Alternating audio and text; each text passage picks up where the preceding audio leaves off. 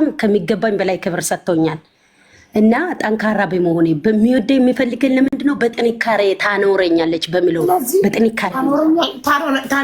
በጥንካሬሽ ታኖረኛለች ብሎ ነው የሚፈልግሽ። ያ አንደኛ ያ ነው። ሁለተኛ ደግሞ ወንድ ልጅ አንድ ነገር ይፈልጋል ከሴት ልጅ እንደገባኝ እንዳየሁት ኮኒ ወይ ጥንካሬዋን ይፈልጋል ወይ ውበቷን ይፈልጋል ወይ ደግሞ ትምህርቷን ይፈልጋል። ወንድ ልጅ ይሄ ነው ፐርሰናሊ ከ190% ወንድ እንደዛ ነው። ወንድ ልጅ ወይ ጥንካሬዋን ጎበዝ መሆኗን ሰራተኛ መሆኗን ወይም ደግሞ የመንግስት ስራ እንድታኖረው እንዲታኖረው ስልሽ እሱ ተኝቶ ሳይሆን እሱ እየሰራ ከሱ ጋር እጅና ጓንት ሆኖ እኩል ሰርቶ እኩል ሚኖር ሰው ስልሽ።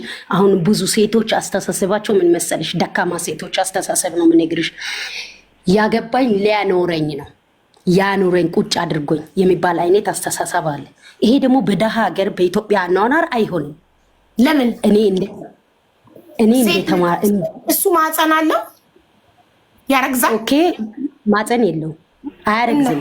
አይወልድም። እሷ ማህፀን አላት ታረግዛለች፣ ልጅ ትሸከማለች፣ በሆዷ ቤት ታጸዳለች፣ ምግብ ታበስላለች፣ የባሏ ተኩሳ ታዘጋጅለታለች። ሲመጣ ልጁን ንጹህ አድርጋ ከትኩስ ምግብ ጋር ተጠብቋለች። ይሄ ስራ አይደለም? ይህም ስራ ነው።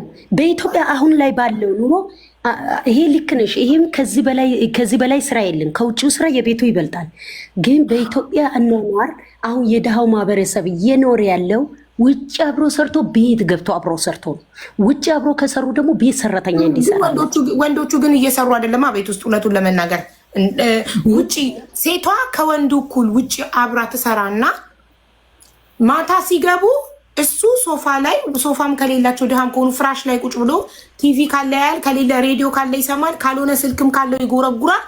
እሷ ከስራ ገብታ ልብሷን ቀይራ ምግብ አብስላ ምግብ ታቀርባለች። የውጭውንም የቤቱንም ሴቷ ናት የምታደርገው አይደል?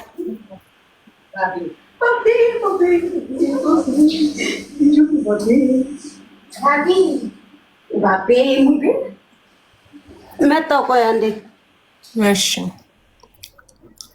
አንዱ ሁላችንንም ማግኝ እያለ ነው። አንዱ አያችሁ፣ የዘንድሮ ወንዶች ሰነፍ ናቸው። ሰርታ የምታበላ ሴት ነው የሚፈልጉት። እንዳኖረው ጥንካሬን ነው የሚወድልኝ፣ ስራ ወዳድነቴን፣ ስራ ላይ ጎበዝ መሆኔን እንዳኖረው ነው ባሌ የሚወድልኝ አለች። ሶ ሺዝ ፕራውድ ኦፍ ዳት። ባሏ የሚወድላት ጥንካሬዋን፣ የስራ ሰውነቷን ነው። ሶ እንደዚህ አይነት ጀግና ሚስት ካለኝ ምንም አሉንም። ስራ ባጣም ቤት ብቀመጥም ጀግና ሚስት አለችኝ ሰርታ የምታኖረኝ ብሎ ይኮራባታል፣ ይተማመንባታል ጥንካሬዋን። እንዳለችው ምንድነው ወንድ ልጅ ወይ ውበቷን ከሴት ልጅ ወይ ውበቷን ወይ እውቀቷን ወይ ጥንካሬዋን ነው የሚፈልገው።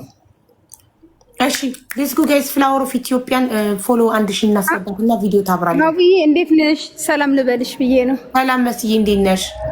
አለሁልሽ አብዬ። አለን 610